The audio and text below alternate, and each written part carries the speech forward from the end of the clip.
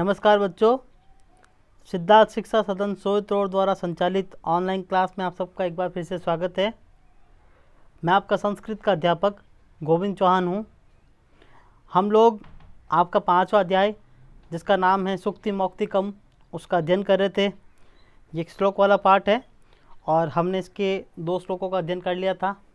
अब हम इसके तीसरे और चौथे श्लोक का अध्ययन करेंगे। तो देखिए इसका तीसरा श्लोक क्या है। प्रिय वाक्य प्रदानेन सर्वे तुष्यन्ति जंतवः तस्मात् तदेव वक्तव्यम वचने का दरिद्रता। बच्चों, मैंने आपको बताया था कि किसी भी लैंग्वेज सब्जेक्ट को अगर आपको पढ़ना है तो उसमें हमें ग्रामर जो है वो हमारी अच्छी होनी चाहिए, ग्रामर हमें पढ़नी चाहिए। और ग्रामर पढ़ने के बाद में हम ग्रामर के अनुसार जब उसका उत्तर निकालेंगे, उसका अनुवाद करेंगे तो हमारे लिए अच्छा रहता है, हमें वो समझ में आ जाता है। तो यहाँ पर भी आपको संधि समास से संबंधित कई सारे टॉपिक्स मिल जाएंगे इसके अंदर और उनको आप सरल करते हुए इसको और सरल कर सकते हैं संस्कृत को। तो देखिए यहाँ पे लिखा हो ना, प्रिय वाक्य प्रदानेन।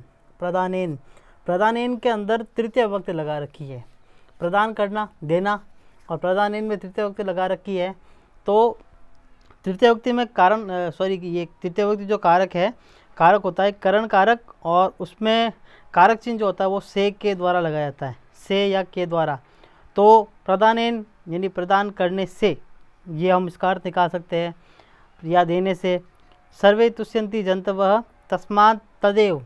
तदेव शब्द है तत् धन एव, तत् धन एव, ये भी तो यहाँ पर तत् में त, उसके बाद में धन एव है। तो संस्कृत में एक संधि होती है, आपको पता है हिंदी में जो संधि होती है व्यंजन संधि, उसमें नियम होते हैं, नियम के रूप में चलते हैं। लेकिन संस्कृत में जो व्यंजन संधि है उन सब संधि के नाम दे रखे हैं। तो संस्कृत में एक संधि होती है जिसका नाम है जसत्व व्यंजन संधि। उसका नियम होता है कि यदि इस तरफ यानी प्रथम वर्ग जो है उसका अंतिम वर्ण यदि किसी वर्ग का पहला, दूसरा, तीसरा या चौथा वर्ण आता है और उसके बाद में यदि कोई स्वर आता है, तो ये जो प्रथम पद है तो उसका जो अंतिम वर्ण होगा वह अपने ही वर्ग के तृतीय वर्ण में बदल जाएगा। तो यहाँ पे था तत् में त के नीचे हलंत है बच्चों। तत् जो शब्द है उसमें त के नीचे हलंत है, उसके बाद में है एव। तो तत् जो है उसमें त आ रहा है यानी प्रथम वर्ण, और उसके बाद स्वर आ रहा है। तो जो त है वह त अपने ही वर्ग के तीसरे वर्ण में, तो त वर्ग जो है उसका तीसरा वर्ण जो है वो है द में बदल जाएगा।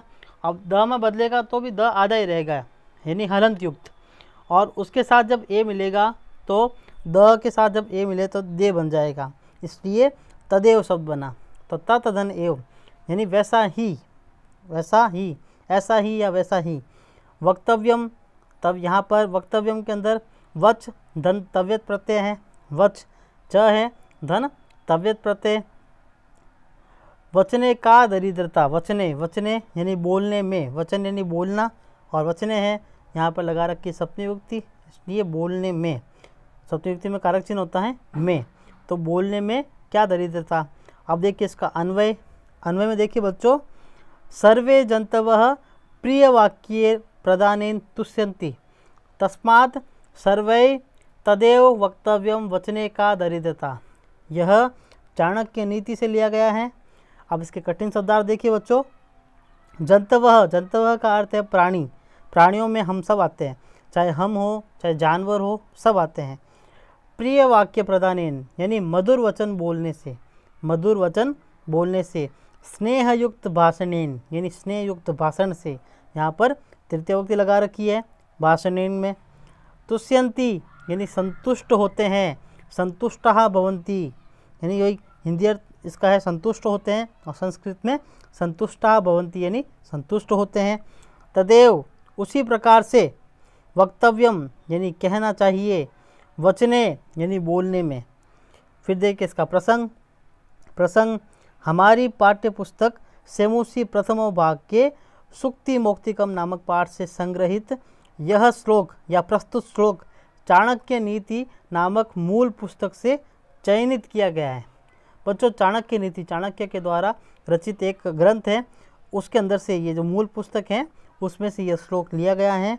इसमें मधुर भाषिता वाणी के महत्व को प्रकट करते हुए कौटिल्य चाणक्य कहते हैं। देखो उनका दूसरा नाम जो था वो कौटिल्य था, तो कौटिल्य चाणक्य कहते हैं।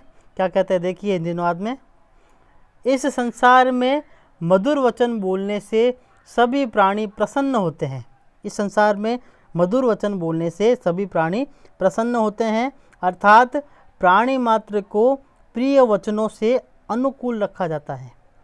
तब तो प्रत्येक को प्रिय वचन ही बोलने चाहिए, क्योंकि प्रिय वाक्य बोलने में कोई दरिद्रता या निर्धनता नहीं आती। बच्चों यदि हम प्रिय वाक्य बोलेंगे, हम अच्छे वाक्य बोलेंगे, तो उसमें हमारे किसी प्रकार का धन नहीं लगेगा। अगर हम सामने वाले की इज्जत करेंगे, सामने वाले के साथ हम मधुर भाषी होंगे, अच्छे से बात करेंगे, तो सामने वाला हमें खुद आदर देगा। और यदि हम उसे गाली बोलेंगे, अपशब्द बोलेंगे, तो वो हमें बदले में गाली या अपशब्द ही देगा। बच्चों इसके बारे में एक छोटी सी एक कहानी की तरह मैं बोल सकता हूँ कि मतलब दो पड़ोसी थे, और एक पड़ोसी जो था वो अमीर था, एक पड़ोसी गरीब था। और अमीर पड़ोसी जो है वो रोज़ अपना कचरा गरीब पड़ोसी जो था उसके गेट पे टांग के आ जाता था। और एक दिन क्या हुआ कि वो गरीब पड़ोसी बहुत ज़्यादा परेशान हो गया, और परेशान होने के बाद में उसने क्या किया कि जैसे ही वो कचरा टांग के जाता, वापस वो जाता, और वो जाने के बाद में उस अमीर पड़ोसी जो है उसके गेट पर फलों से भरा हुआ एक टोकरा टांग के चला जाता था। एक टोकरी जो है फलों से भरी हुई वो टांग के चले जाता था। और फिर बाद में उसने एक लेटर लिखा, उस लेटर में ये लिखा हुआ था कि व्यक्ति के पास जो होता है वो दूसरों को वही देता है।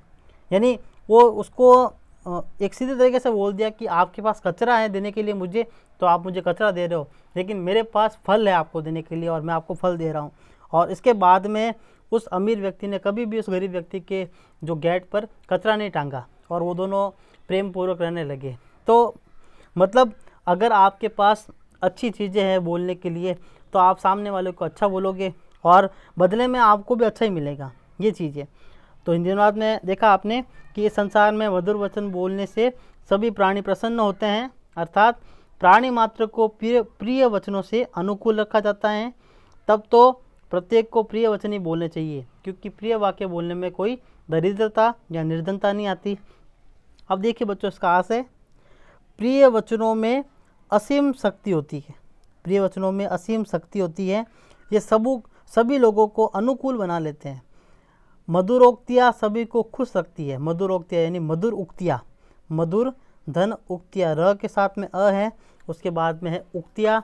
तो र में जो अ है उसमें जब उ मिला तो ओ बन गया, यहाँ पर है गुण स्वर संधि। तो मधुर उक्तियाँ सभी को खुश रखती है, जबकि कटु वचनों से विरोधी जन्मते हैं। अगर आप किसी को राह चलते व्यक्ति को भी अगर कटुता से बात करेंगे तो वो आपका शत्रु बन जाएगा, लेकिन उससे प्रेम पूर्वक बात करेंगे तो वो आपका मित्र बन जाएगा। तो ये सभी को अनुकूल बना देते हैं। मधुरोक्तियाँ सभी को खुश रखती है, जबकि कटु वचनों से विरोधी जन्मते हैं। अतः सर्वदा सरस मधुर वाणी बोली जानी चाहिए। कोयल मधुर वाणी कू के कारण सबकी प्रिय है। और कौवा जो है आपको पता है, कौवा उसकी कर्कश आवाज़ होती है, इस टाइम उसको उड़ा देते हैं, लेकिन जब कोयल बोलती है तो हम बहुत ही खुश हो जाते हैं, हमारा मन प्रसन्न हो जाता है। अब आगे देखिए चौथा श्लोक, पिबन्ति नद्यः स्वयमेव नाम्भ स्वयं न खादन्ति फलानि वृक्षाः नादन्ति सस्यं खलु वारिवाः परोपकाराय सताम विभूतय। पिबन्ति में लट लकार लगा हुआ है, लट लकार प्रथम पुरुष बहुवचन। फिर बाद में देखिए नद्यः स्वयमेव, स्वयं एव, स्वयं धन एव। तो स्वयं में म के नीचे हलंत है, उसके बाद में आया हुआ है एव। म के नीचे हलंत है, उसके बाद में एव आया, तो उस म के साथ वो ए मिल गया। और यहाँ पर जो संधि है बच्चों उसका नाम है अनुस्वार व्यंजन संधि। तो यहाँ पर अनुस्वार व्यंजन संधि है। फिर है नाम्भ, नाम्भ में न धन अम्भ, न धन अम्बः। स्वयं न खादंती, यहाँ पर खादंती पे भी मतलब बताया था आपको, पिबंती की तरह ही लट लकार प्रथम पुरुष बहुवचन है। फिर देखिए फलानी वृक्षाः, वृक्षा जो शब्द है, वृक्षा वृक्ष का बहुवचन शब्द है। ना अदंती, न अदंती, न धन अदंती। तो यहाँ पर भी न के साथ में अ, उसके बाद अदंती में भी अ, तो दीर्घ स्वर संधि। सस्यम खलु वारिवाह परोपकाराय, परोपकाराय यानी परोपकाराय में है चतुर्थी विभक्ति एक वचन, परोपकार के लिए। सताम विभूतयः, यह सुभाषित रत्न भंडारकारम जो है उससे लिया गया है। इसका अन्वय देखिए बच्चों, नद्य स्वयमेव अम्ब न पिबन्ति, वृक्षाः फलानि स्वयं न खादन्ति, वारिवाह सस्यं खलु न अदन्ति, एवं सताम विभूतयः परोपकाराय भवन्ति न तो आडंबराय। अब देखते हैं इसका प्रसंग वगैरह। तो देखिए सबसे पहले इसके कठिन शब्दार्थ। नद्यः यानी नदियाँ, अम्बः यानी जल, न पिबन्ति यानी नहीं पीती है, न खादन्ति नहीं खाते हैं, वारिवाह जल वहन करने वाले बादल, मेघाः सस्यम फसलों धान्य को। यहाँ पर देखिए ये जो सस्यम लिखा हुआ है ना बच्चों, इसमें इसका द्वितीय विभक्ति लगा रखी है, और यहाँ पर जो धान्य को फसलों को क्यों लिखा गया है, क्योंकि द्वितीय विभक्ति में कारक चिन्ह जो है वो को कारक चिन्ह लगाया जाता है। प्रथमा कर्ता ने, द्वितीया कर्म को, तो कर्म को कर्म कारक चिन्ह के साथ कर्म जो कारक है उसके साथ में को कारक चिन्ह लगाया जाता है, इसलिए फसलों को। न अदंती यानी नहीं खाते हैं, मैं बताया था मैंने आपको, न धन अदंती नहीं खाते हैं, इसमें दीर्घ संधि है। सताम यानी सज्जनों की, विभूतयः संपत्तियाँ संपदः, परोपकाराय यानी परोपकार के लिए। अब देखते हैं इसका प्रसंग। प्रसंग में देखिए बच्चों, प्रस्तुत पद्य हमारी संस्कृत की पाठ्य पुस्तक सेमुसी प्रथमो भाग, सेमुसी जो प्रथम भाग है उसके सुक्ति मौक्तिकम नामक पाठ से उद्धृत है यानी लिया गया है। मूलतः यह प्रकृत श्लोक सुभाषित रत्न भंडारकारम नामक एक ग्रंथ से अवतरित है यानी लिया गया इसको। इसमें परोपकार रूपी महान गुण पुण्य कार्य की महिमा का वर्णन किया जा रहा है। तो देखिए इसका हिंदी अनुवाद। नदियाँ अपना जल स्वयं नहीं पीती है, नदियाँ जो है अपना जल कभी भी स्वयं नहीं पीती। फिर वृक्ष वनस्पतियाँ अपने फल स्वयं कभी नहीं खाते, वृक्ष जो वनस्पतियाँ जो होती है वो अपने फल कभी भी स्वयं नहीं खाते। बादल सस्यों यानी कृषि द्वारा उगाई गई फसलों को कभी नहीं खाते, सस्य यानी बोलते कृषक किसान जो होते हैं उनको। तो ये जो ये फसल जो होती है उनको बादल, क्योंकि बादलों की वजह से वो उगती है, बादल जो है वो पानी डालते हैं, बारिश करवाते हैं, तो ये कभी भी बादल वापस आकर हमें ये नहीं बोलेंगे कि हमने जो फसलें उगाई थी उनको हम खाएंगे। तो बादल जो है वो कृषि कर्म द्वारा उगाई गई फसलों को कभी नहीं खाते, अर्थात यह सब इनके परोपकारात्मक स्वभाव के कारण है। मतलब इनका स्वभाव ही ऐसा है, परोपकार का स्वभाव है। परोपकार, आप परोपकार सबको जब अलग करोगे तब आपको दिखेगा पर धन उपकार। पर यानी पराया, और उपकार यानी उपकार। तो परायों के ऊपर किया गया उपकार जो होता है उसको बोलते हैं परोपकार। तो ये परोपकारात्मक स्वभाव के कारण है। इसी प्रकार सज्जनों यानी श्रेष्ठ लोगों की संपत्तियाँ, सज्जन जो लोग होते हैं, श्रेष्ठ लोग जो होते हैं, इनकी संपत्तियाँ यानी साधन भी परोपकार के लिए ही होती है, स्वार्थ के लिए नहीं। स्वार्थ शब्द में देखिए आप इसको अलग करोगे तो स्व धन अर्थ, स्व यानी अपना खुद का, और अर्थ यानी अपने अर्थ के लिए, अपने खुद के लिए जो है ये नहीं होती है, बल्कि परोपकार के लिए होती है। और हमें सज्जनों की तरह रहना चाहिए। हमारे पास यदि संपत्ति है, हम कुछ लोगों के लिए कर सकते हैं, तो हमें लोगों के लिए कुछ करना चाहिए। हमें भी बादलों की तरह, वृक्ष की तरह, या नदियों का जो जल है उनकी तरह होना चाहिए। मतलब हमारी संपत्ति का हम हो सकता है हम प्रयोग करें, लेकिन हमें दूसरों को भी उसका प्रयोग कर देना चाहिए, करने दिया जाना चाहिए। क्योंकि अगर आप अपने आप को सज्जन व्यक्ति कहलाना चाहते हैं, और सच बताए तो सज्जन व्यक्ति जो होता है वही संसार में अच्छी इज्जत के साथ जीता है, बाकी सब दुर्जन व्यक्ति होते हैं। तो सज्जन व्यक्ति जो वो होते हैं जो अपने संपत्तियों को परोपकार के लिए यानी दूसरों के लिए, उपकार के लिए प्रयोग करते हैं। अब देखिए इसका आशय, यह समस्त संसार परोपकार पर ही टिका हुआ है। यानी हमारा जो पूरा संसार है वो परोपकार के ऊपर टिका हुआ है। परोपकार यानी दूसरों के ऊपर उपकार के कारण। और देखो ना, यहाँ पर आपको जो उदाहरण दे रखे हैं नदियाँ, कि नदियाँ अपना जल जो है वो स्वयं नहीं पीती, ठीक है। मतलब नदियाँ जो है वो आपको जल देती रहती है। हालांकि इंसान जो है वो नदियों को गंदा किए जा रहा है, उसका जल का दोहन अनुचित तरीके से करता है, तो ये सब चीज़ें होती है, लेकिन तो भी नदियाँ जो है वो लगातार बहती है। वृक्ष जो है अपनी वनस्पतियाँ या अपने फल जो है वो कभी स्वयं नहीं खाते। अगर आप आम के पेड़ को पत्थर मारोगे तो भी वो आम ही देगा आपको, आप उसको काट दोगे तो अलग बात है, तो भी वो आपको मरते हुए भी आपको लकड़ी दे के जाएगा और पूरा नष्ट हो जाएगा, लेकिन आपको मरते दम तक कुछ ना कुछ देता रहेगा।